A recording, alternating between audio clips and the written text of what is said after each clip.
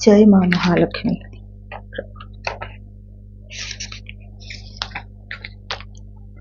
नमस्ते कमला मागो सागर दुलणी, नमस्ते नमस्ते लक्ष्मी विष्णु घरणी। नमस्ते कमला माए अति दयापति, स्थावर जंगम कीट आदि पाळु नीति। तोर दया बळे मागो दरिद्र जनर, हुई अचल बीत चिणई कुबेर।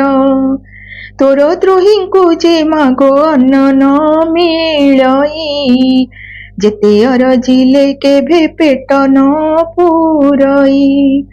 तोहर चरित मन देई जे शुणई, किय पाप कति भावे सर्वदा गुणई। ताहार दरिद्रपण जाए दूर होई, सर्वदा प्रसन्न हेउ ताकु महामाई। एणु तो चरणे मागो अशेष प्रणाम, करुछि पुरा अबारे मोर मनस्काम। तो चरिते किंचिते मु करिबि रचना, जगत जननी बारे दिय दिव्य ज्ञान। दिने नारद पराशर मुनि दुई, भ्रमी भ्रमी एक ग्रामे प्रवेशिले जाई। सेही दिन मार्गशीर मास गुरुवार, पर्व पड़िथिला सर्वपुरवासींकर। प्रति घर द्वार गोमୟରେ लीपा होई, लक्ष्मी पाद पद्म चिता पड़िथिला तही। नारी माने स्नान करी पिंधि झीन बास, लक्ष्मी को पूजारे सर्वे होइछन्ति बस। ब्राह्मण ठारू जे चंडाल परिजन्ते, लक्ष्मी को पूजारे रत अछन्ति समस्ते। हुलहुली शब्दरे परिछि गगन, देखिए उत्सव रीति विधाता नंदन।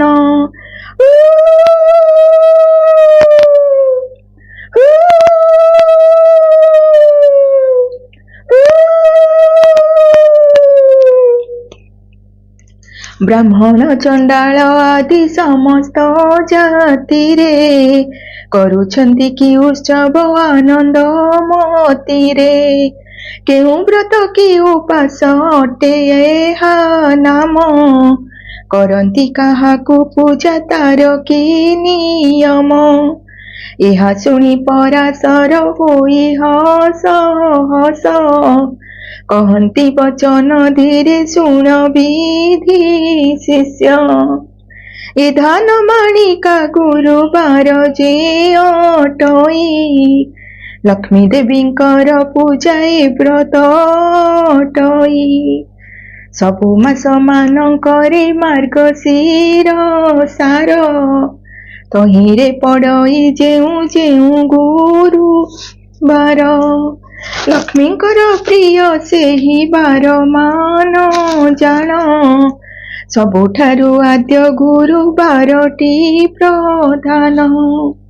एक दिने शुक्ल दशमी गुरुवार, पड़िले सुदशा व्रत हुए से दिनर। लक्ष्मींकर अति प्रिय अटई से व्रत, एहा कही पराशर कले मौन व्रत। ताहांको पूछिले पुणी ब्रह्मांक कुमार, लक्ष्मी व्रत करिथिला मर्ते केउ नर। तहिरु से शुभ फल किस लभिअछि, लक्ष्मी द्रोही होई करी के दुख पाइछि। एहा सबु मो आगरे कहत पिसाई, शुणिबाकु ताहा चिते श्रद्धा उपजई। नारद वचन शुणी पराशर मुनि, कहन्ति हरस चिते ସୁମଧୁର ବାଣୀ। ଧନ୍ୟ ହେ ନାରଦ ତୁମ୍ଭ ପବିତ୍ର ଚରିତ, ଲକ୍ଷ୍ମୀ ବ୍ରତ କଥାରେ ଯେ ହୋଇଅଛ ରତ। କହୁଛି ପୁରାତନ କଥା ଅଛି ଯାହା, ହୋଇବ ଆନନ୍ଦ ଜାତ ଶୁଣିଲେ ତାହା। ଏକ ଦିନେ ଜଗନ୍ନାଥ ପାଶେ ଲକ୍ଷ୍ମୀ ଥିଲେ, କରପତ୍ର ଯୋଡ଼ିନ ତାହାଙ୍କୁ ଜଣାଇଲେ। ଆଜି ମୋ ବାରର ବ୍ରତ ପଡ଼ିଲା ଗୋସାଇଁ, ତୁମ୍ଭେ ଆଜ୍ଞା ଦେଲେ ନଗ୍ର ବୁଲି ଯିବି ମୁହିଁ। ଗୋବିନ୍ଦ ବୋଇଲେ ଲକ୍ଷ୍ମୀ ନଗ୍ର ହିଁ ବୁଲିବ, ଦଶମୀ ପାଳନା ଅନ୍ନ ବେଗେ ରାନ୍ଧି ଦେବ। ପ୍ରଭୁଙ୍କ ମୁଖରୁ ମାତା ସମସ୍ତ ଶୁଣିଲେ, ବସ୍ତ୍ର ଅଳଙ୍କାର ମାନ ଯତନେ ପିନ୍ଧିଲେ। ନାସିକାରେ ନବରତ୍ନ ବସଣି ଖଞ୍ଜିଲେ, ଚଉଷରୀ ରତ୍ନମାଳା କଣ୍ଠେ ଲମ୍ବାଇଲେ। କରରେ ବାହୁଟି ରମ୍ୟ ବଳୟ କଙ୍କଣ, ସୁନା ସୂତା ମାଣିକ୍ୟ ପଦକ ଆଭରଣ। ବାଜେନି ନୂପୁର ମାଳା ପୟରେ ଖଞ୍ଜିଲେ, ଏପରି ନାନା ଭୂଷଣେ ପ୍ରବେଶ ହୋଇଲେ। ଯେ ବଣ ମାତାଙ୍କ ଅଧିକାର ତିନି ପୁର, ଆଭରଣ କେତେ ମାତ୍ର ଦେବା ପଟାନ୍ତର। ଶୁଣ ହେ ନାରଦ ମୁନି ହୋଇ ଏକ ଚିତ, ବୁଢ଼ୀ ବ୍ରାହ୍ମଣୀ ରୂପକୁ ଧରି ଜଗନ୍ନାଥ। ପ୍ରବେଶ ହୋଇଲେ ଯାଇ ସାଧୁର ଦୁଆରେ, ସାଧବାଣୀ ଉଭା ହୋଇଥିଲା ସେହିଠାରେ। ତାକୁ ଦେଖି ମହାଲକ୍ଷ୍ମୀ କହନ୍ତି ବଚନ, ଶୁଣ ଶୁଣ ସାଧବାଣୀ ହୋଇ ସ୍ଥିର ମନ। ଆଜି ପରା ମହାଲକ୍ଷ୍ମୀ ବ୍ରତ ଗୁରୁବାର, ଲିପା ପୋଛା କରି ନାହୁଁ କିମ୍ପା ଘର ଦ୍ୱାର। ସାଧବାଣୀ ଏହା ଶୁଣି ପୁଛଇ ସେ କ୍ଷଣି, କି ରୂପେ ବ୍ରତ ହୁଏ କାହା ପୂଜା ପୁଣି। ବୁଝାଇ ତାକୁ ହସବୁ ନାନୀ ଯେ ଗୋସାଇଁ, ଅହିଲେ ମନକୁ ବ୍ରତ କରିବ ମୁହିଁ। ଏହା ଶୁଣି ପଦ୍ମାଳୟା କହନ୍ତି ସଧୀରେ, ଶୁଣ ସାଧବାଣୀ ବ୍ରତ ହୁଏ ବିଧିରେ।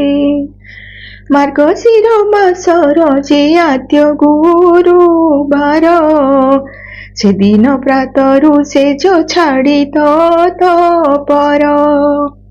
ଗୋମୟ ଜଳରେ ଘର ଦୁଆର ଲିପିବ, ଲକ୍ଷ୍ମୀ ଦେବୀ ପାଦ ପଦ୍ମ ଚିତାକୁ ଲେଖିବ। ନୂଆ ମାଣ ଗୋଟିଏ ଅଣାଇ ଯତ୍ନେ ବେଗେ, ଧୋଇ ଧାଇ ଯତ୍ନେ ତାକୁ ଶୁଖାଇବ ବେଗେ। ତାହାକୁ କରିବ ନାନା ଚିତ୍ର ଯେ ବିଚିତ୍ର, ଚାଉଳକୁ ବାଟି ଚିତା ଲେଖିବ ସମସ୍ତ। ତହୁଁ ସ୍ନାନ କରି ଆସି ହୋଇ ଶୁଚିବନ୍ତ, ଚୌକି ବା ଖଟୁଲି ଯେ ଆଣିବ ତୋରିତ।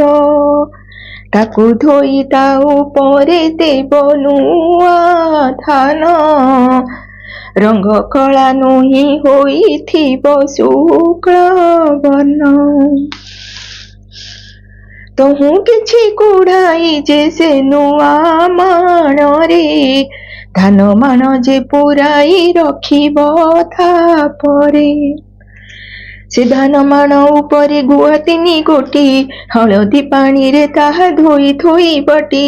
ଶୁକଳ ଧାନର ସିସା ଆଣି ମେଣ୍ଟ କରି, ସେ ମାଣ ଉପରେ ତାହା ଥୋଇବ ବିଚାରି।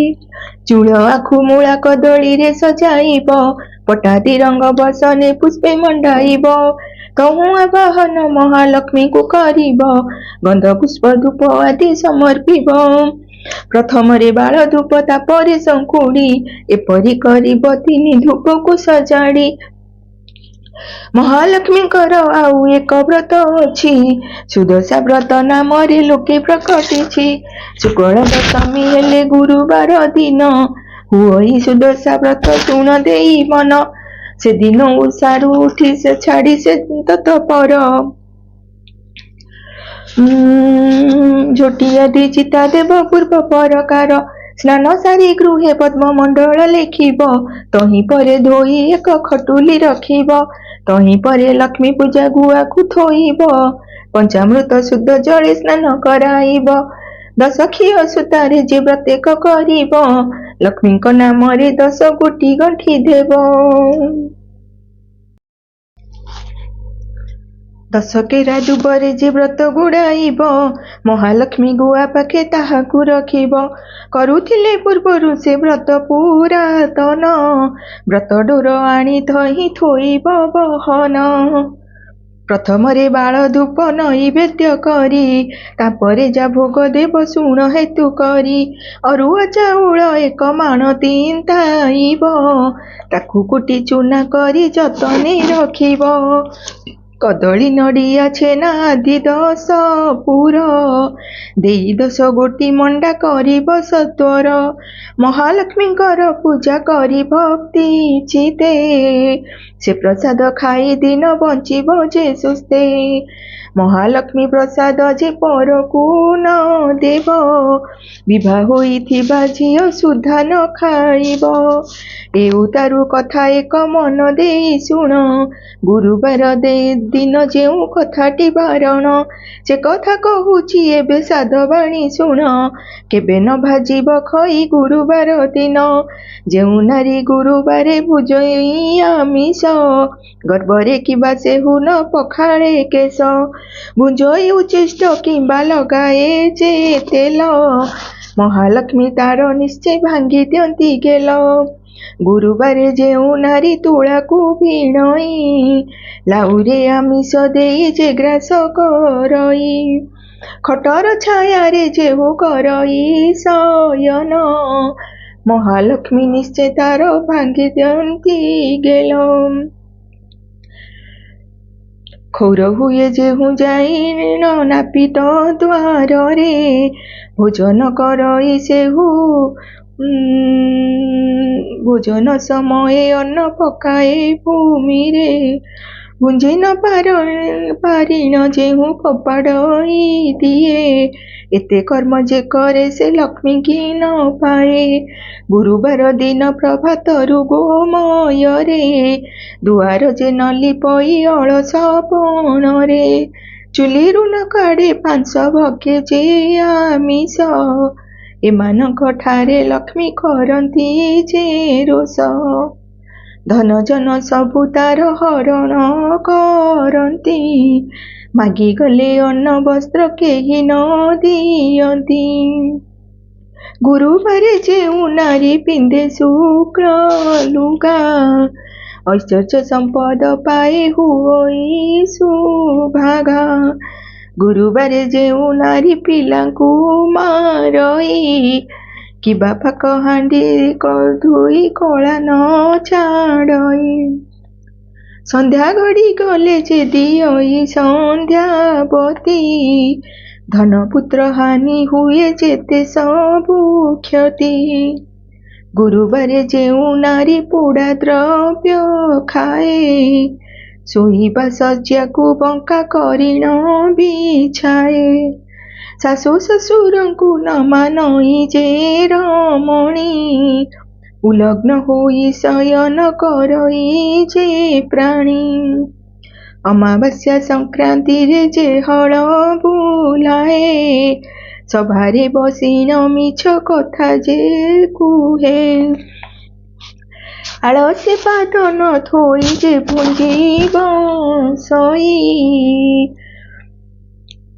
କୁଷ୍ମାଣ୍ଡ ଫଳକୁ ଯେଉଁ ରମଣୀ କାଟଇ, ଋତୁମତୀ ନାରୀ କି ଯେ ରମଣ କରନ୍ତି, ଆୟୁଷ ଥାଇ ସେ ନିଶ୍ଚୟ ଯେ ମରନ୍ତି, କନ୍ୟା ତୁଳା ମାସେ ପିତୃ ଶ୍ରାଦ୍ଧ ନ କରନ୍ତି, କଥା କହୁ କହୁ ସବୁବେଳେ ଯେ ହସନ୍ତି, ଏମନ୍ତ ମନୁଷ୍ୟ ସଦା ବହୁ କଷ୍ଟ ପାଇ, ଆୟୁ ବୃଦ୍ଧି ନାଶ ହୁଏ ଅନ୍ନ ନ ମିଳଇ, ଗୁରୁବାର ଅମାବାସ୍ୟା ସଂକ୍ରାନ୍ତି ଦିନ, ରଜନୀରେ ସ୍ତ୍ରୀ ପୁରୁଷ କଲେ ଭୋଜନ, କିବା ଏହି 3 ଦିନ ଯେଉଁ ନାରୀ ବୋହେ, ପୁରୁଷ ସାଙ୍ଗରେ ମାତି ଧର୍ମକୁ ନ ଚାହେଁ, ପ୍ରାଣେ ନାଶ ନ କରିଣ ତାକୁ ଦୁଃଖ ଦେଇ, ବୁଲନ୍ତି ଯେ ଅନ୍ନ ବସ୍ତ୍ର କାହିଁ ନ ମିଳଇ, ଏ 3 ଦିନରେ ଯେଉଁ ତିକ୍ତ ଦ୍ରବ୍ୟ ଖାଆନ୍ତି, ଅନ୍ତକାଳେ ଯମଦ୍ୱାରେ ନାନା ଦଣ୍ଡ ପାଆନ୍ତି, ଏ 3 ଦିନ ଯେ ନାରୀ କରଇ ହବିଷ୍ୟ, ଦୁଃଖୀ ରଙ୍ଗୀ ଦେଖି ଦାନ କରଇ ବିଶେଷ, କରେ ଲକ୍ଷ୍ମୀ ବ୍ରତ ଲକ୍ଷ୍ମୀ ବାରେ ଉପବାସ, ବଢ଼ଇ ତାହାର ଧନ ଜନ ଆୟୁ ଯଶ, ସକାଳ ସେଜରୁ ଉଠି ମୁଖ ଯେ ନ ଧୋଏ, ତା ମୁଖ ଯେ ଜନ ଦେଖେ ତାର ଶୁଭ ନୁହେଁ, ରାତ୍ରି ଶେଷେ ବାସି ସେ ଯେ କରେ ଶୟନ, ଲକ୍ଷ୍ମୀ ତା ଗୃହକୁ ତ୍ୟାଗ କରନ୍ତି ବହନ, ଆସନ ବିନା ଯେ ଭୂମି ପରେ ବସି ଖାଏ, କିବା ଯେ କୁମାରୀ ସଙ୍ଗତରେ କାମ ମୋହେ, ଦକ୍ଷିଣ ପଶ୍ଚିମ ମୁଖେ ଯେ ଭୁଞ୍ଜି ବସଇ, ଏମାନଙ୍କ ପାଶୁ ଲକ୍ଷ୍ମୀ ଯାନ୍ତି ଦୂର ହୋଇ, ସନ୍ଧ୍ୟାରେ କୁଣ୍ଡାଇ କେଶ ବାନ୍ଧେ ଯେଉଁ ନାରୀ, କେବେ ନ ଦେଖନ୍ତି ଲକ୍ଷ୍ମୀ ତାହାର ଯେ ସିରି, ଭୋଜନ କରି ଯେ ମୁଖ ଶୋଧନ ନ କରେ, ଭୋଜନ କରଇ ଯେହୁ ଅନ୍ଧକାର ଘରେ, ସ୍ନାନ ପରେ କରଇ ଯେ ତୈଳ ମର୍ଦନ, କରେ ଯେହୁ ନଖ ମୁନି ଭୂମି ବିଦାରଣ, ପିନ୍ଧିଥିବା ଲୁଗାରେ ଯେ ବିଞ୍ଚଇ ହୋଇ, ଏମାନଙ୍କ ବଦନକୁ ଲକ୍ଷ୍ମୀ ନ ଚାହଇ, ଯେଉଁ ନାରୀ ନିଜ ପତି ଠାରେ ରୋଷ ବହେ, ସ୍ୱାମୀ ଯାହା ବୋଲେ ତାହା ନ କରେ କେବେ, ପର ପୁରୁଷରେ ଯେହୁ ହୋଇଥାଏ ରତ, ପରିଷ୍କୃତ ନୁହେଁ ହୁଏ ଯେ ନାରୀ କୁତ୍ସିତ, ଏମନ୍ତ ନାରୀଙ୍କ ମୁଖ ଲକ୍ଷ୍ମୀ ନ ଦେଖନ୍ତି, କାଙ୍ଗାଳିନୀ ହୋଇ ବାର ଦ୍ୱାରେ ସେ ବୁଲନ୍ତି, କଳହି ଲକ୍ଷ୍ମୀ ଅତି ଅପ୍ରିୟା ସାହସୀ, ଦେବ ବିପ୍ର ଅତିଥିରେ ନୁହଁଇ ବିଶ୍ୱାସୀ, ଏହିପରି ନାରୀ ଥିଲେ ସେ ଗୃହ ଶ୍ମଶାନ, ଲକ୍ଷ୍ମୀ ସେ ସ୍ଥାନକୁ ସଦା କରନ୍ତି ବର୍ଜନ, ଯେଉଁ ନାରୀ ଭକ୍ତି ଚିତ୍ତେ ସ୍ୱାମୀକୁ ନ ସେବେ, ଜନ୍ମେ ଜନ୍ମେ ସ୍ୱାମୀ ସଙ୍ଗେ ଦୁଃଖୀ ହୁଏ ଭବେ, ଯେଉଁ ନାରୀ ସ୍ୱାମୀଙ୍କୁ ଦେବତା ସମମଣି, ସେବା କରି ତୁସୁଥାଏ ତାର ମତି ଚିହ୍ନି,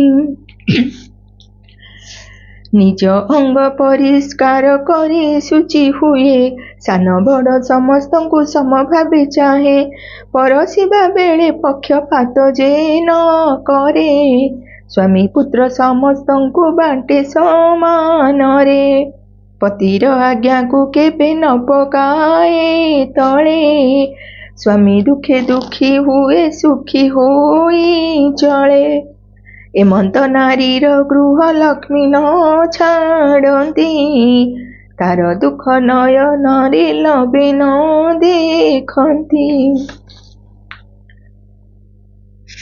ଏ ମର୍ତ୍ତ୍ୟ ମଣ୍ଡଳେ ସେ ଯେ ବହୁ ସୁଖ ପାଏ, ପତି ପୁତ୍ର କନ୍ୟା ଐଶ୍ୱର୍ଯ୍ୟ ଯୁକ୍ତ ହୁଏ, ଅନ୍ତକାଳେ ବୈକୁଣ୍ଠେ ଲକ୍ଷ୍ମୀଙ୍କ ସଙ୍ଗରେ, ଅନୁକ୍ଷଣେ ମଜି ରହେ ପ୍ରମୋଦ ରଙ୍ଗରେ, ସଧବା ନାରୀର ପତି ବିନା ନାହିଁ ଗତି, ଜପ ତପ ଦେବ ପୂଜା ତାହାର ନୀତି, ପତି ସେବା ଛାଡ଼ି ବୃଥା ବ୍ରତ ଯେ କରଇ, ଜନ୍ମ ଜନ୍ମାନ୍ତରେ ସେ ବାଲ୍ୟ ବିଧବା ହୁଅଇ, ଯେଉଁ ନାରୀ ଆନନ୍ଦରେ ଅତିଥି ସେ ବହି, ପୁଣ୍ୟବତୀ ବୋଲି ତାକୁ ପୁରାଣରେ କହି, ଏମନ୍ତ ପ୍ରକାରେ ଯେଉଁ ନାରୀ ବା ପୁରୁଷ, ଆପଣାର କୁଳ ଧର୍ମ ନ ଛାଡ଼ନ୍ତି ଲେଶ, ସଦାକାଳେ କରନ୍ତି ଉତ୍ତମ ଆଚରଣ, ଲକ୍ଷ୍ମୀ ତାହାଙ୍କର ପାଶେ ମିଳନ୍ତି ତକ୍ଷଣ। ପତି ସେବା ବିନା ନାହିଁ ନାରୀଙ୍କର ଗତି, ପତି ପ୍ରାଣା ନାରୀ କରେ ଦେବଲୋକେ ଗତି। ନାରୀଙ୍କର ଲକ୍ଷ୍ମୀ ବ୍ରତ ପତି ସେବା ବିନା, ଅନ୍ୟ ଦେବ ପୂଜା ତୀର୍ଥ ଯାତ୍ରା ବିଡ଼ମ୍ବନା। ପତି ସେବା ବର ଯିଏ ମାତି ଗରବରେ, ଗୁରୁବାରରେ ଲକ୍ଷ୍ମୀ ବ୍ରତ ସେହୁ ଯଦି ନ କରେ। ତାହାର ନୁହଁ ହିଁ ଭଲ ଜନମେ ଜନମେ, ଦୁଃଖ ଶୋକ ରୋଗ ଭୋଗ ସଂସାର ସେ ଭ୍ରମେ। ଏମନ୍ତ ତିଆରି ସାଧୁ ବାଣୀକୁ କହିଲେ, ଆଜିଠାରୁ ଲକ୍ଷ୍ମୀ ବ୍ରତ କର ଯା ବୋଇଲେ। ନ କଲେ ସର୍ବ ସମ୍ପଦ ତୋର କ୍ଷୟ ଯିବ, ଅନ୍ନ ବସ୍ତ୍ର ଅଭାବରେ ଦୁଃଖ ଭୋଗ ହେବ। ଶୁଣ ହେ ନାରଦ ଠାକୁରାଣୀ ଏହା କହି, ସେଠାବରୁ କେତେ ଦୂର ପଥ ଗଲେ ପାହି। ଘରେ ଘରେ ପୁରେ ପୁରେ ଲକ୍ଷ୍ମୀ ବିଜେ କଲେ, କାହାରି ଦୁଆରେ ସେ ଯେ ସୂଚି ନ ଦେଖିଲେ। କେବଳ ଯୁବତୀ ନିଦେ ହୋଇ ଅଚେତନ, କାହାର ଫିଟି ଯାଇଛି ପିନ୍ଧିଲା ବସନ। କାହାର ଶିରର କେଶ ମୁକୁଳିତ ହୋଇ, ଭୂମି ପରେ ପଡ଼ିଅଛି କେରି କେରି ହୋଇ। ଏହି ରୂପେ ମହାଲକ୍ଷ୍ମୀ ଦେଖି କରି ଗଲେ, ଚଣ୍ଡାଳ ସାହିରେ ଯାଇ ପ୍ରବେଶ ହୋଇଲେ। ଶ୍ରିୟା ଚଣ୍ଡାଳୁଣୀ ନଗ୍ର ବାହାରେ ତା ଘର, ତାହାର ମହିମା ଯେ ଦେବଙ୍କୁ ଅଗୋଚର। ପ୍ରତିଦିନ ଖର କଇ ଗୁଣ୍ଡିଚାନ ବର, ବିଷ୍ଣୁ ଭକତିରେ ସେ ଯେ ଅତି ତତ୍ପର। ରାତ୍ର ବେନି ଘଡ଼ି ଥାଇ ଚଣ୍ଡାଳୁଣୀ ଗଲା, ଏକ ବର୍ଣ୍ଣ ଗାଈର ଯେ ଗୋବର ଆଣିଲା। ଉତ୍ତମ କରିଣ ଘର ଦୁଆର ଲିପିଲା, ଛଡ଼ା ପାଣି ମୁନ୍ଦାଏ ଯେ ଦୁଆରେ ପକାଇଲା। ଅରୁଆ ଚାଉଳ ବାଟି ଘରେ ଛୁଟି ଦେଲା, 16 କୋଠି କରି ଦିବ୍ୟ ପଦ୍ମେକ ଲେଖିଲା। 10 ମୁଖା ଦୀପାବଳି ମଣ୍ଡଳେ ଥାପିଲା, 10 ବର୍ଣ୍ଣ ଫଳ ଆଣି ମଣ୍ଡଳେ ବାଢ଼ିଲା। ସୂତା 10 ଘିଅ ନେଇ ମଣ୍ଡଳେ ଥୋଇଲା, ମନର ଚଞ୍ଚଳେ ସେହୁ ବେଗେ ଚଳିଗଲା। ଅରୁଆ ଚାଉଳ ଆଉ ଦୁବ 10 କେରା, ତାହା ନେଇ ଚଣ୍ଡାଳୁଣୀ ମଣ୍ଡଳେ ଥୋଇଲା।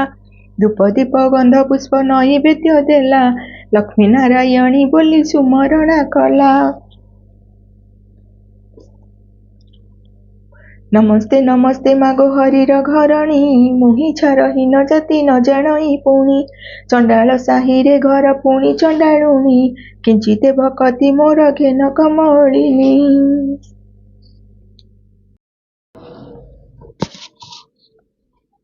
ଦାଣ୍ଡେ ଦାଣ୍ଡେ ଯାଉଥିଲେ ବିଷ୍ଣୁ ପାଟରାଣୀ, ସହି ନ ପାରିଲେ ଚଣ୍ଡାଳୁଣୀର ଦୟିନୀ। ପଦ୍ମଫୁଲ ଦେଖି ତାଙ୍କ ବଳିଲା ଶରଧା, ଦୁଇ ପାଦ ଦେଇ ମାତା ପଦ୍ମେ ହେଲେ ଉଭା। ଚଣ୍ଡାଳୁଣୀ ଘର ଗୋଟି ପାଇଲା କଶୋଭା, ଲକ୍ଷ୍ମୀ ବିଜେ କରିଛନ୍ତି କି ଉପମା ଦେବା।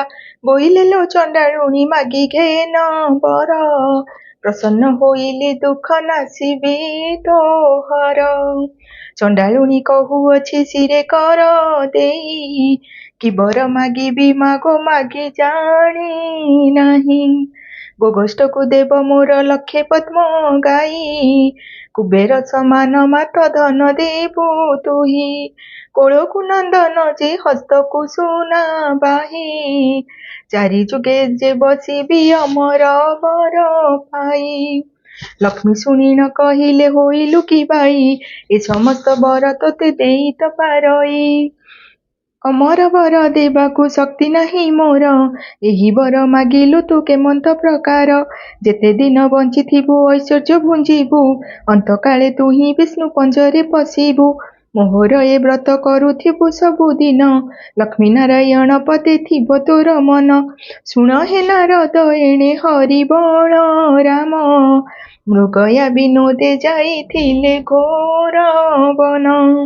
ଯେତେବେଳେ ବଳରାମ ଏକଥା ଜାଣିଲେ, ଡାକି କରି ଶ୍ରୀହରିଙ୍କୁ ଏମନ୍ତ କହିଲେ। ଦେଖ ଦେଖ କହ୍ନେଇ ତୋର ଭାରି ଯାବାଚାର, ଉଭା ହୋଇଅଛଇ ଯେ ଚଣ୍ଡାଳୁଣୀ ଘର। ହାଡ଼ି ଘରେ ଲକ୍ଷ୍ମୀ ଥିବ, ପାଣ ଘରେ ଥିବ, ସ୍ନାନ ନ କରିଣ ବଡ଼ ଦେଉଳେ ପଶିବ। ଏହି ରୂପେ ସବୁଦିନେ ଦେଉଳେ ପଶୁଛି, ତୁଇ ଗୋଟି ଭାଇଙ୍କି ବିଟାଳ କରାଉଛି। ଦାରିଦ୍ର୍ୟ ଭଞ୍ଜନୀ ନାମ ଯେଣୁ ଅଛି ବହି, ଦରିଦ୍ର ମାନଙ୍କ କଷ୍ଟ ନ ପାରୁଛି ସହି। ସୁଦଶା ନାମରେ ଏକ ବ୍ରତ ଯେ ତାହାର, ଏହି ବ୍ରତେ ଚଣ୍ଡାଳୁଣୀ ପୂଜେ ତାପୟର। ବାରିଜାରେ କାର୍ଯ୍ୟ ଯେବେ ଅଛି ରେ କହ୍ନାଇ, ଚଣ୍ଡାଳ ସାହିରେ ତୁ ନର ତୋଳ ଯାଇ। ଆମ୍ବ ବାକ୍ୟ ମାନି ତାକୁ ଦିଅ ଘଉଡ଼ାଇ, ଏପରି ଘରଣୀ ଥିଲେ ଭଲ ଗତି ନାହିଁ। ଗୋବିନ୍ଦ ବୋଲନ୍ତି ଭ୍ରାତା ଗଉଡ଼ାଇ ଦେବା, ଲକ୍ଷ୍ମୀ ପରା ଭାରିଜାକୁ ଆଉ ଯେ ନ ପାଇବା। ସେ ଯେବେ ଦୋଷ କରିଛି ଏମନ୍ତ କରିବା, ସ୍ୱର୍ଗପୁର ଲୋକଙ୍କୁ ହକାରି ଅଣାଇବା। 5 ଲକ୍ଷ ଟଙ୍କା ଦେଇ ଜାତି କରାଇବା, ଆଉ ବେଳେ ତାର ଯଦି ଅନୀତି ଦେଖିବା। ଦେଉଳ ଭିତରୁ ତାକୁ ଦେବା ଘଉଡ଼ାଇ, ଏକଥା ପ୍ରମାଣ ତୁମ୍ଭେ ଶୁଣ ଜ୍ୟେଷ୍ଠ ଭାଇ। ନ ଜାଣି ଯେ ଦୋଷ କଲେ ସିନ୍ଧୁରାଜ ଯେମା, ବାରେ ମାତ୍ର ଭ୍ରାତା ତାଙ୍କ ଦୋଷ କର କ୍ଷମା। ବଳରାମ ବୋଲୁଛନ୍ତି ଶୁଣ ଭାବଗ୍ରାହୀ, ତୋର ଲକ୍ଷ୍ମୀ ଥିଲେ ମୁହିଁ ରହିବଇ ନାହିଁ। ଭାରିଜାଟି ଅଟେ ସିନା ପାଦର ପାଣ୍ଡୋଇ, ଭାଇ ଥିଲେ କୋଟି ଭାର୍ଯ୍ୟା ମିଳି ଯେ ପାରଇ। ଭାର୍ଯ୍ୟାଠାରେ ଲୋଭ ଯେବେ ଅଛି ରେ କହ୍ନାଇ, ଚଣ୍ଡାଳ ସାହିରେ ତୁ ନର ତୋଳ ଯାଇ। ମୋର ବଡ଼ ଦେଉଳକୁ ଆଉ ନ ଆସିବୁ, ଭାରିଜାକୁ ଘେନି ତୁହି ବାହାରେ ରହିବୁ। ଧିକ୍କାର ବଚନ ପ୍ରଭୁ ସହି ନ ପାରିଲେ, ଛାଡ଼ିଲି ବୋଲିଣ ରଙ୍ଗ ଅଧରେ କହିଲେ। ଦେଉଳର ସିଂହଦ୍ୱାରେ ପ୍ରବେଶ ହୋଇଲେ, ଊର୍ଦ୍ଧ୍ୱମୁଖ ହୋଇ ପ୍ରଭୁ ନିଶ୍ୱାସ ଛାଡ଼ିଲେ। ଶୁଣ ହେ ନାରଦ ସେଣେ ଶ୍ରିୟା ଚଣ୍ଡାଳୁଣୀ, ପୂଜା କରୁଥିଲା ଲକ୍ଷ୍ମୀଙ୍କର ପାଦ ବେନି। ତାହାର ପୂଜାରେ ଦେବୀ ସନ୍ତୁଷ୍ଟ ହୋଇଲେ, ଯାଚିଣ ଅନେକ ବର ପ୍ରଦାନ ଯେ କଲେ। କୁଟୀର ଖଣ୍ଡିକ ଥିଲା ବଲୁରିର ବାସ, ଲକ୍ଷ୍ମୀ ଦୟା କଲେ ହେଲା ଚନ୍ଦନ ଉଆସ। ଯେଉଁ ଚଣ୍ଡାଳୁଣୀ ଘରେ ନଥିଲା କର୍ଣ୍ଣ, ଚାରି କୋଣେ ଦେଲେ ତାକୁ ସୁଧ ଯେ ସୁବର୍ଣ୍ଣ। ଯେଉଁ ଚଣ୍ଡାଳୁଣୀ ଘରେ ନଥିଲା କପୁତ୍ର, ଲକ୍ଷ୍ମୀ ଦୟା କଲେ ତାର ହେଲା 5 ପୁତ୍ର। ଧନପୁତ୍ରବତୀ ହୁଅ ବୋଲିଣ ବୋଇଲେ, ବର ଦେଇଣ ସେଠା ବରୁ ବିଜେ କରି ଗଲେ। ଲକ୍ଷ୍ମୀ ହେତୁ ଚଣ୍ଡାଳୁଣୀ ହେଲା ଭାଗ୍ୟବତୀ, ଏବେ ଶୁଣ ହେ ନାରଦ ଅପୂର୍ବ ଭାରତୀ। ସିଂହ ଦୁଆରେ ଯେ ବିଜୟ ଲକ୍ଷ୍ମୀ ମହାମାଇ, ଦେଖିଲେ ଦୁଆରେ ବସିଛନ୍ତି ବେନି ଭାଇ। ବୋଇଲେ ଯେ ବାଟ ଛାଡ଼ ଭିତରକୁ ଯିବି, ଦଶମୀ ଯୋଗାଡ଼ି ମୁହିଁ ମଣୋହି ରାନ୍ଧିବି। ଗୋବିନ୍ଦ ବୋଇଲେ ଲକ୍ଷ୍ମୀ ହୋଇଲ କି ବାଇ, ଚଣ୍ଡାଳ ସାହିକି ଯାଇଥିଲ କାହିଁ ପାଇଁ। ଆମ୍ଭେ ନ ଦେଖୁଣୁ ଯେ ଦେଖିଲେ ଜ୍ୟେଷ୍ଠ ଭାଇ, ଆମ୍ଭେ ଦେଖିଥିଲେ ସିନା ଦିଅନ୍ତୁ ଘୋଡ଼ାଇ। ଯାଅ ଲକ୍ଷ୍ମୀ ତୁମ୍ଭଠାରେ ଆଉ କାର୍ଯ୍ୟ ନାହିଁ, ଧିକ୍କାର ବହୁତ ମତେ କଲେ ବଡ଼ ଭାଇ। ହାଡ଼ିଦ୍ୱାରେ ଥିବ ଲକ୍ଷ୍ମୀ ଥିବ ପାଣ ଘରେ, ସ୍ନାନ ନ କରି ପଶୁଛି ଦେଉଳ ଭିତରେ। ତୋଠାରୁ ପାପିନୀ ଆଉ ସଂସାରରେ ନାହିଁ, ମୋହର ବଚନ ଏବେ ଶୁଣ ପ୍ରାଣ ସହି। ଜଗତେ ବୋଲନ୍ତି ତତେ ବାଇ ଠାକୁରାଣୀ, ବାଇ ପ୍ରାୟ ବୁଲୁଥାଉ ହୋଇ ମୋ ଘରଣୀ। ଏକ ଘର କରାଉ ସହସ୍ର ଘର ଭାଙ୍ଗି, ସହସ୍ର ଘର କରାଉ ଏକ ଘର ଭାଙ୍ଗି।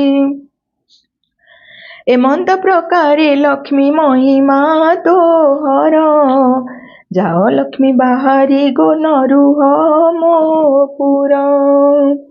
ତୋହଠାରେ କୋପ କରିଛନ୍ତି ଜ୍ୟେଷ୍ଠ ଭାଇ, ଲକ୍ଷ୍ମୀ ଦେବୀ କହୁଛନ୍ତି ଠାକୁରଙ୍କୁ ଚାହିଁ।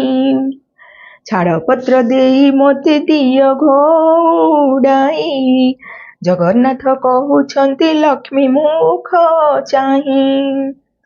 ଆମ୍ଭର ଜାତିରେ ଛାଡ଼ପତ୍ର ଚଳେ ନାହିଁ, ଛାଡ଼ିବା ଭାରିଜା ମୁଖ ଚାହିଁ ନ ପାରଇ। ଲକ୍ଷ୍ମୀ ଦେବୀ କହୁଛନ୍ତି ଠାକୁରଙ୍କୁ ଚାହିଁ, ଯେତେବେଳେ ସାଗର ମନ୍ଥିଲେ ଦେବେ ଯାଇ। ବେଦ ମନ୍ତ୍ରାଦି ସହିତେ ମୋତେ ପାଇଥିଲ, ସେତେବେଳ କଥା ତୁମ୍ଭେ ପାଶୋରି ଯେ ଦେଲ। मोर पिता बरुण जे तुम्भंकु बरिले कनक बेदीरे नेई विवाह कराइले। झियो देई शरण पशिले तुम्भ ठाई दश दोष मोर क्षमा करिबार पाई। 10 गोटी दोषरु जे गोटिए न सहिल प्रथमरे चंडालुणी बोली गाड़ी देल। विवाहवासी दिन जुआ खेलिबार बेले सात कड़ा कौड़ी जे पातिलई तले तुम्भे ढाली दियो नाथ मोहर हस्तरे सुवर्ण कौड़ी मुही जाकिलई करे छड़ाई न पारी तुम्भे ब्रह्मांड ठाकुर मोते बोइल जा इच्छा मागी घेन बर जहा मने बांछा गो करिबु चांद मुही ताहा मु अवश्य देबी शुण प्राण सही। करपत्र जोड़ी न मु बोइली उत्तर सावधान होई शुण ब्रह्मांड ठाकुर अल्प दिने पड़िब मोहर गुरुबार पड़ी चरी जीवी मुही सबुंकर घर पड़ी चरी जीवी किटु ब्रह्म परिजन्ते एही दोष मोर प्रभु न धरिब चिते हेउ बुली श्रीमुखरु आज्ञा छ देई एबे किंपा सत्य भग्न हेउछ गोसाई। जगन्नाथ कहउछंती कोपभर होई बाप तो लुणिया जे गरजी मरु थाई झियो टेरी तो दुर्गुण कहिले न सरे बापर गर्जन शब्दे किए रही पारे। चारि पाखे मेघनाद पाचेरी तोलाई बड़ देउଳରେ रही अछु दुई भाई महालक्ष्मी बोलुछंती ठाकुरंकु चाही अछबर घरे दंडे थिली उभा होई अछब बिटाळ बोली दियो घउडाई पुणी जाति कुल गोत्र कहिल गोसाई प्रभु हेतु सबु जाऊ अछि गोप्य होई तुम्भ जाति कुलर त ठिकणा न थाई तुम्भ जाति कुल जे कहिले न सरई गौड़ घरे रहिल दुई गुटी भाई निमा नामे सिपुटी जे जातिरे गोलक ताहा घरे जगन्नाथ कल अन्न भक्ष्य दूतपणे जाइथिल हस्तिना भुवन विदुर घरे जे तुम्भे करिल भोजन जारा नामे सबर जे अरण्य रे घर से तुम्भकु पूजिला बरस 10-12 अरण्यरु फलमूल खोजिण आणई बसिण प्रथमे भल मंद से चखई पिता कसा सबु प्रभु आड़ करी देई जे फल सुआद ताहा तुम्भंकु भुंजाए सबर बिटाळ तुम्भे बेनी गोटी भाई एकथा कि तुम्भ मनु गला भूल होई आपणे पातकी किंपा परे निंदा कर पाप पुण्य दुई कथा विचार जे न कर भारी जा दोष करिले पतिता सहई एक अपराधे प्रभु भृत्य किते जई किंपाई कर गोसाई एमंत विचार जहा मते बोलुअछ तुम्भे बारंबार जगन्नाथ कहउछंती एमंत करिबा माणे माणे पड़ी तते नित्य देउथिबा भाईको बुझाई पछे तुम्भंकु आनिबु भाईको आज्ञा केबे अवज्ञा न करिबु लक्ष्मी देवी कहंती पड़ी रे कार्य नाही अनाथ अरक्ष प्राय जाउअछि मुही रांडिय लक्षणी झियो मुही जे नुहई पितार घरकु मुझे केबे न जीवई तुम्भ अलंकार मान प्रभु काढ़ी निय पछेरे मोते जे आउ बोलणा न दिय गोविंद बोलंती अलंकार अछु देई एबे से अलंकार को नेबु काहि पाई भारी जार देहे जेउ अलंकार थाए स्वामी होई ताहा ठारु काढ़ी न किनिए ठाकुराणी कहउछंती श्रीमुख को चाही तुम्भर अटई मुझे प्रथम विवाही पछेरे कहिब लक्ष्मी आंब घरे थिला 100 टंकार अलंकार घेनी गला एमंत अख्याति मते न दिय गोसाई तुम्भ अलंकार माननीय बाहुडाई शिररु काढ़िले लक्ष्मी मुकुतार जाली हृदयरु काढ़िले इंद्र गोविंद कांचुली अंटारु काढ़िले माए नुपुर ओढ़णी नासिकारु काढ़िले जे मुकुता बसणी କର୍ଣ୍ଣଦ୍ୱୟରୁ କାଢ଼ିଲେ ହୀରକ କୁଣ୍ଡଳ, ଗଳାରୁ କାଢ଼ିଲେ ଯେ ଦୋଷରି ଚିନାମାଳ, ପାଦରୁ କାଢ଼ିଲେ ଦେବୀ ପାଚେଣୀ ନୂପୁର, ଅଙ୍ଗୁଷ୍ଠିରୁ କାଢ଼ିଲେ ଯେ ଝୁଣ୍ଟିଆ ସତ୍ୱର। ଅନ୍ୟ ଅଳଙ୍କାର ମାନ କି କହିବି ଆଉ, ରୁଣ୍ଡ କଲାରୁ ଦିଶିଲା ସବୁ ଦାଉ ଦାଉ। ସବୁ ଅଳଙ୍କାର ମାନ ଏକ ଠାବ କଲେ, ରଖ ଦୀନ ବନ୍ଧୁ ଏହା ବୋଲି ସମର୍ପିଲେ। ଗୋବିନ୍ଦ କହନ୍ତି ଏହା କି କରିବୁ ନେଇ, ଆମ୍ଭର ଏ ଅଳଙ୍କାର ପ୍ରୟୋଜନ ନାହିଁ। ଗୃହସ୍ଥ ହୋଇଣ ଯେବେ ଭାର୍ଯ୍ୟାକୁ ତେଜଇ, 6 ମାସର ଭାତ ଲୁଗା ଲେଖିଣ ଦିଅଇ। ଏହି ଅଳଙ୍କାର ସବୁ ତୁମ୍ଭେ ଘେନି ଯାଅ, ବିକି ଭାଙ୍ଗି କରି ଭାତ ଲୁଗା କରୁଥାଅ। ଲକ୍ଷ୍ମୀ ଦେବୀ କହୁଛନ୍ତି ପ୍ରଭୁ ମୁଖ ଚାହିଁ, ସାବଧାନ ହୋଇ ଶୁଣ ବ୍ରହ୍ମାଣ୍ଡ ଗୋସାଇଁ। ମୋହତୁଲ୍ୟ ଆଉ ଯେଉଁ ଭାରି ଜାଣିବ, ଏହି ସବୁ ଅଳଙ୍କାର ତାହାକୁ ଯେ ଦେବ। ମୁହିଁ ଯାଉଅଛି ହୀନ ରକ୍ଷିତା ହୋଇ, ମୋର ଅଭିଶାପ ଘେନ ପ୍ରଭୁ ଭାବଗ୍ରାହୀ। ସତ୍ୟ ଯେବେ ଚନ୍ଦ୍ର ସୂର୍ଯ୍ୟ ହୁଅନ୍ତି ଆତ ଜାତ, ତୁମ୍ଭଙ୍କୁ ଅନ୍ନ ନ ମିଳୁ ଆହେ ଜଗନ୍ନାଥ। 12 ବର୍ଷ ଯାଏ ତୁମ୍ଭେ ଦରିଦ୍ର ହୋଇବ, ଅନ୍ନ ବସ୍ତ୍ର ଜଳ ଯେ ତୁମ୍ଭଙ୍କୁ ନ ମିଳିବ। ମୁହିଁ ଚଣ୍ଡାଳୁଣୀ ଯେବେ ଟେକି ଦେବି ଅନ୍ନ, ଭୋଜନ କରିବ ଦେବି କାଳିୟ ଗଞ୍ଜନ। ଏତେ ବୋଲି ଲକ୍ଷ୍ମୀ ଅଭିଶାପ ଦେଇ ଗଲେ, ଦେଉଳୁ ବାହାର ହୋଇ କେତେ ଦୂର ଗଲେ। ଏହା ଦେଖି ଦାସୀମାନେ ସଙ୍ଗେ ଗୋଡ଼ାଅନ୍ତି, ଦାସୀଙ୍କି ଅନାଇ ଲକ୍ଷ୍ମୀ ଦେବୀ ବୋଲୁଛନ୍ତି ମୁହିଁ ଯାଉଅଛି ହୀନ ରକ୍ଷିତା ହୋଇ, ମୋର ପଛେ ତୁମ୍ଭେ ମାନେ ଆସୁଛ କିମ୍ପାଇଁ। ଏହିପରି ହୋଇ ଯେବେ ପିତା ଘର ଯିବି, 4 ଦିନ ରାତ୍ର ତହିଁ ରହି ନ ପାରିବି। ଜଗନ୍ନାଥ ପ୍ରାୟ ବନ୍ଧୁ ପିତା ଘର ଯିବେ, ତାଙ୍କୁ ଦେଖି ପିତା ମତେ ସମର୍ପଣ ଦେବେ। ଶାପ ଦେବା ଫଳ ମୋର ହେବ ଅକାରଣ, ଦରିଦ୍ର ନୁହିଁବେ ପ୍ରଭୁ ଦେବ ଭଗବାନ। ଏତେ ବୋଲି ଲକ୍ଷ୍ମୀ ଦେବୀ ମନେ ଚିନ୍ତା କଲେ, ବିଶ୍ୱକର୍ମାକୁ ଯେ ମାଏ ମନେ ସୁମରିଲେ। ବୈକୁଣ୍ଠପୁରରେ ବିଶ୍ୱକର୍ମା ରହିଥିଲେ, ସ୍ମରଣ ମାତ୍ରକେ ଲକ୍ଷ୍ମୀ ଛାମୁରେ ମିଳିଲେ। କିସ ଆଜ୍ଞା ହେଉ ମୋତେ ଲକ୍ଷ୍ମୀ ମହାମାଇ, ଶୁଣି ଆଜ୍ଞା ଦେଲେ ବିଶ୍ୱକର୍ମାକୁ ଯେ ଚାହିଁ। ଚଣ୍ଡାଳୁଣୀ ଭାବି ପ୍ରଭୁ ମତେ ଘଉଡ଼ାଇ, ପାରିବ କିଏ ଖଣ୍ଡିଏ କୁଡ଼ିଆ ତୋଳି ଦେଇ। ଆଜ୍ଞା ମାତ୍ରେ ବିଶ୍ୱକର୍ମା ବେଗେ ଚଳିଗଲେ, 3 କୋଶ ପରମାଣି ଉଆସ ତୋଳିଲେ। ସୁବର୍ଣ୍ଣର କାନ୍ଥମାନ ସବୁ ଘରେ କଲେ, ହୀରା ନୀଳା ମାଣିକ୍ୟାଦି ତହିଁ ଖଞ୍ଜାଇଲେ।